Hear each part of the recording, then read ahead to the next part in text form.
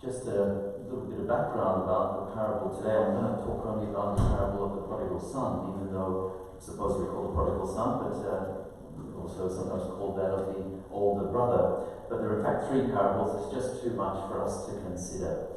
But by way of background, I want to say something briefly about the Gospel of St. Luke and the Gospel of St. Matthew. Whenever you hear anything from the Gospel of St. Luke, although Jesus said these stories, these teachings, these parables initially to a Jewish congregation, St. Luke was writing to Gentile converts to Christianity. So they were known as the pagans. I know sometimes we might call somebody who's not religious or an atheist a pagan. A pagan actually means believing in false gods, not believing in no gods. But these were the pagans of the day, the Gentiles. So they had come over to Catholic Christianity from their Gentile ways. So they bring with them the Gentile baggage. On the other hand, when you hear from St. Matthew's Gospel, although the stories again there were originally spoken and taught to the Jews, he was writing to Jewish converts to Christianity. So they had the Jewish baggage that comes with them. So when you hear the stories, and you hear about who the good guy is in the story, who the bad guy, who the villains are, just keep that in the back of your mind. Because when the Gentiles will be hearing that the scribes and the Pharisees, the Gentiles in St. Luke's Gospel, listening, that is, the congregation, are hearing that the scribes and the Pharisees are the villains, they're not the top guy. And you see, they would have been despised in their eyes. They'd be thinking, yes, he's speaking about us, we're the good guys. So what prompts these three different parables? Well, first of all, it's that the tax collectors and the sinners were all seeking the company of Jesus to hear what he had to say. And who complains? The Pharisees and the scribes. This man welcomes sinners and eats with them. And I deliberately put the emphasis there on welcome sinners and eats with them, because this is what they were actually forbidden to do. God himself had told the Israelites as they went into the promised land, do not mix with the Canaanite nations. Do not choose wives for your sons or husbands for your daughters from the Canaanites. Why not? Because the Canaanites believed in false gods. And the Israelites, you'll recall, had spent 40 years in the wilderness. And in that 40 years in the wilderness, is that how long it actually took them to go from Egypt to the promised land? No, it didn't. Does anyone want to have a guess roughly how long it took? It didn't take anywhere near 40 years. It took just a matter of months, a few months. But when they got to the promised land, they weren't ready to go into it. Even though the people had seen the 10 miracles, signs and wonders of God in the land of Egypt, they weren't ready. So it took 40 years for God to patiently raise up another generation that knew how to trust him and trust in his ways and depend on him, so that those who actually went into the promised land came to see that man does not live on bread alone, but on every word that comes from the mouth of God. Of course, man does need bread, but not just bread. Now, the Israelites had been in Egypt for about 430 years beforehand. If you're in a country for that long, something of the flavor of that country is going to wipe off onto you. That's why it took so long then for this false ideology and false beliefs to be uprooted from them. So then when they go into the promised land, God's going to say to them, do not mix with them. Now, the Pharisees are faithfully observing this, but Jesus is actually reinterpreting this, because now, from now on, his message is going to be taken out to the ends of the earth. He actually will want his disciples to mix with tax collectors and sinners. But in what way? He's saying, mix with them in order to evangelize them, to bring them the good news, to share with them the joy of your love and belief in God and being his beloved children, the joy of mercy, that they can be forgiven their sins. Mix with them in this regard. but don't imitate their behavior. It's in this way. And in fact, the name Pharisee comes from a Hebrew verb, pharas, and has several meanings, but one of them means to set oneself apart. So they had actually chosen a name that indicates what they are doing with their lives. They're only mixing with the Jews and even and only with the strictest observers of the Jewish faith. So that's why then when they see Jesus mixing with them, eating with them, and welcoming them, in order to evangelize them, they don't see the other part. They just think he is breaking what God had told us not to do, or doing what God has told us not to do. So then going on to the parable of the prodigal son. We've all heard it many times, but it's such a rich story that every time we read it and ponder it, God speaks something to us about his mercy and his love, which is beyond what we can imagine. Can any of you who have sons or daughters imagine one of your children coming to you and say, Mum, Dad, can I have what, inheritance would come to me right now? That, in those days, would have been the equivalent, and nowadays, of saying, deep insult, to his father, Dad, I wish you were dead. I wish you were dead so that I can have what's going to come to me. Now, if that's not a slap in the face, I know if I went to my father, God rest his soul, and said that to him, I can tell you what he would have told me, Get out of the house. I wouldn't quote the rest, but anyway, it wouldn't be very polite. But that's exactly what I would have deserved. And that's exactly what the listeners of Jesus would have been expecting. What? The son went to his father and he said that? And then the father actually gives in to his request?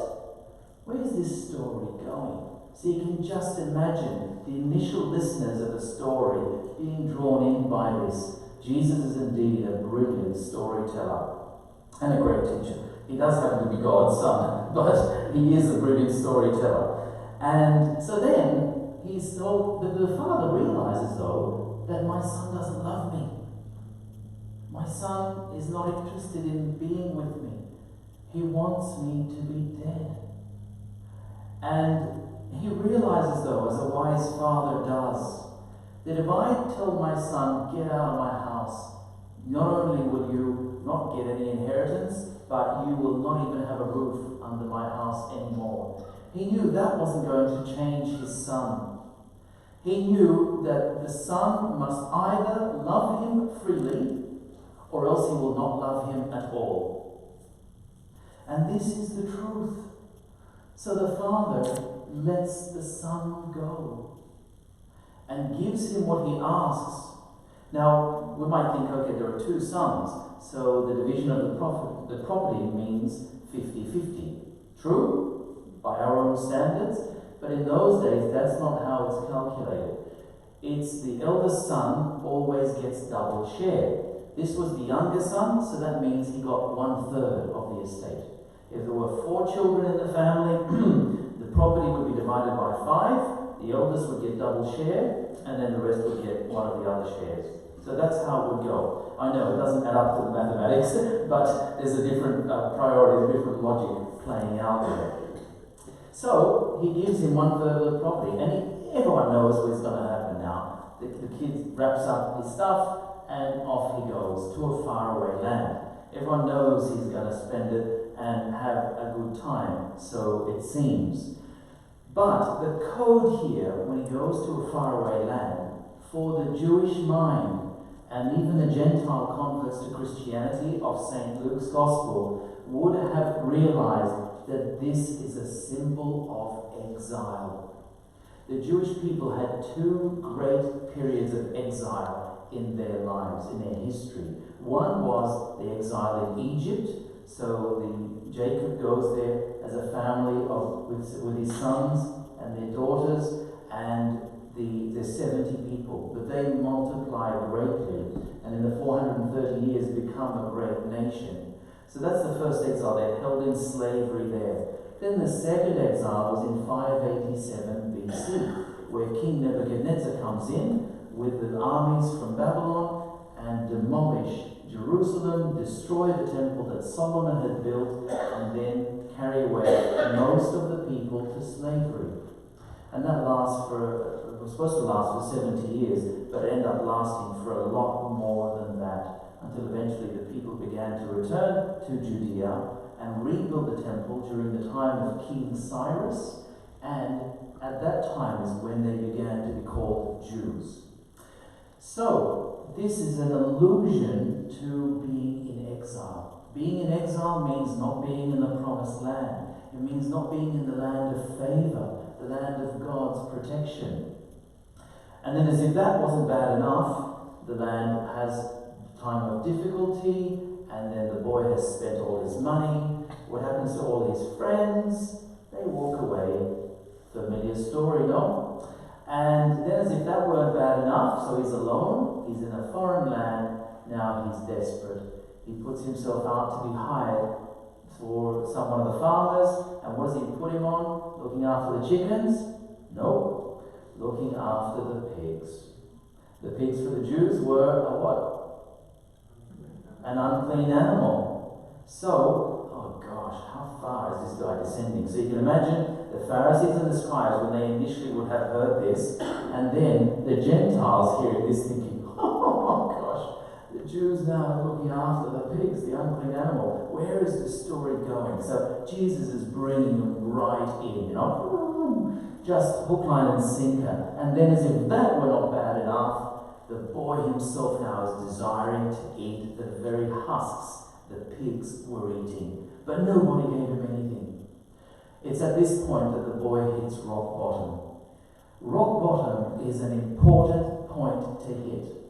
In all of the 12-step programs, which were originally designed by a Catholic priest who was himself, I think, struggling with alcoholism, but the AA and the NA and the GA and the SA, all of these programs, the first step to entering into that period or time of recovery is recognizing and what they call hitting rock bottom. It means you cannot go any further down. Your life is shattered. What you thought you had together has now been obliterated. Your life has fallen apart. And when you hit this point, you realize you are no longer in control. And it's at this point that then the person has to turn to a higher power than themselves to begin their recovery. Those who are religious and who have a faith will often attribute this to God and to Jesus Christ. Those who are not particularly religious, who haven't got the gift of faith, will at least admit that it's going to take a power outside of themselves. This boy hit rock bottom. The expression in the English doesn't quite do justice to his own waking up. We're told in the English, the boy came, and then he came to his senses. In the Greek it says, and turning, he entered into himself. Turning, he entered into himself. It's a beautiful expression of really saying he entered into an examination of his own heart. What does it mean to turn into yourself if it's not to examine what is really deepest inside of you? In other words, he became introspective, but he also began to examine his conscience. Where am I really? What am I really on about? And then he decides to go back to his father. But he admits that he's done the wrong thing. He's had to admit, and this is the essence to beginning recovery. If he had never admitted he's done the wrong thing, he couldn't begin his journey back. So his journey back to the Father began by a journey into his own heart. And this is where the wake-up point took place. He then even begins to rehearse what he's going to say to his father, as perhaps many of us would do if we were in a similar situation. But then when he gets to his father and he starts to giving him, or even before he gets a chance to give his explanation, what's his father doing? He's already waiting for him. He's keeping an eye out. You see, his father had never stopped loving him. Many human fathers would be willing and ready and tempted to write off their children at this point. But his father, not only had he not written him off, He was there waiting for him. And the Greek expression about how he's moved deeply, it just shows it's deep, deep compassion. He's moved in his gut with love for his son. And then as his son finally comes and begins the rehearsed answer, the father is not even interested. He knows the son must be sorry because he started to come back. And he in fact cuts him off. Quick, bring the best robe and put it on him. Put a ring on his finger, sandals on his feet. All this is symbolic, by the way, to the people of his day, that he is now being dressed like a rich man. If the son would have come back, he would have been in this land far away. He's in the depths of depravity, absolute poverty, and sunk even to the level of wanting to eat the food the pigs were eating, to now coming back, and he is re-dignified with royalty, so to speak. And then the banquet begins. The other side, of course, starts, because some hearing this story were not going to be happy, and were not happy. The older son, who thought he was very faithful, had always done what his father had asked him. But did the older son have an appreciation of the love and mercy and the beauty and the goodness of his father? No. Mind you, at the beginning of the story, neither did the younger son. Otherwise, he wouldn't have wished that his father were dead. But by the end of the story, at least now one of the boys has woken up and realizes the extraordinary mercy and goodness of his father. As the father had told the older son, though, all I have is yours, because the property has now been split. The younger son has spent his 1/3 of the property, and now the younger son coming to live in the house again, you can imagine there would have been some friction between him and his older brother. And the older brother knows, everything here is mine. Get your ideas, get your hands off anything, don't even think you're going to get any more than what you've already done. And you can imagine that bitterness there playing out. And we see this sometimes playing out in families. Our Lord knows how to weave a story by genuinely deep and cutting things. We don't know eventually if the older brother has a change of heart. Jesus leaves the story there. But where do we fall in these categories? When I was little, I couldn't identify with any of them, the younger son or the older brother. Now, what do you think I identify with? Wouldn't you like to know? Actually, I will tell you, I identify with both of them, because I see part of myself in the younger son, who at times turns his back on his father, thinks his own ideas are better, and turns to sin. And there are times when I've been the older brother, thinking I was virtuous and doing the right thing, but in fact being blind to what is really going on. How many Catholic Christians do we know, or have we come across, who've been faithful all their lives, but when you talk to them, they kind of have a sadness over their faces. They look at their practice of their religious faith as if this is such a burden to me. This is an obligation upon me. I keep coming to Mass, I pray, because I would be struck down if I didn't. That is the older brother. That is the one who actually doesn't realize what a joy it is to be a son or a daughter of the Father. To be privileged, we are so privileged to be loved by Him. And this is the kind of attitude we need to take and have in our hearts when we are mixing with the tax collectors and the sinners. Otherwise, we have no good news to proclaim to those around us. And there are too many sad and unhappy Christians in the world who are Christians by name, but sadly the light hasn't been turned on. So today, as we think again about the mercy of the Father, beyond what we can imagine, shown in a very concrete way in the way it plays out between these two brothers, let's ask ourselves, how readily do I take advantage of God's mercy? Do I take advantage of the sacrament of confession? Do I acknowledge my sinfulness? Do I admit that I have things that I need to improve on, to pull my socks up in, and maybe by the end of the Mass, to look at that area that needs most work, and to make some kind of a resolution. How am I going to improve on this? What am I going to do to work on it? It's not going to be easy.